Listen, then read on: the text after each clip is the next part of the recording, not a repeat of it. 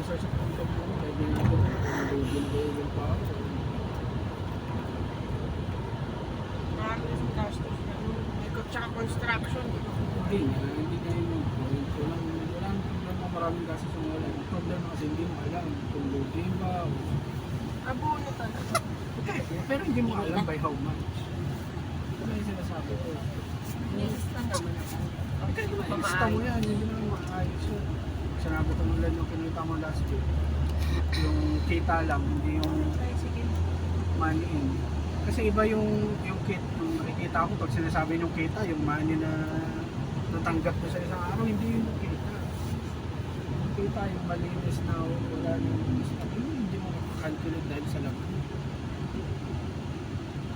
Pero mga system, ang kita mo lahat yun.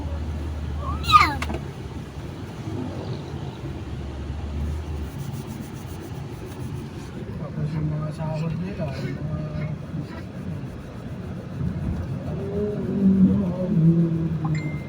sigurado ko kung nalinis na lahat ng mga utang nila.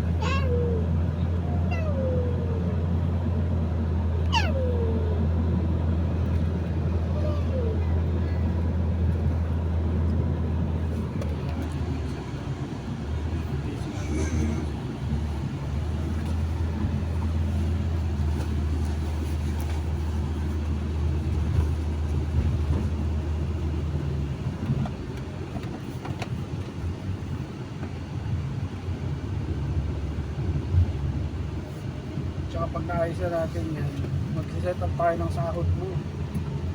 Tapos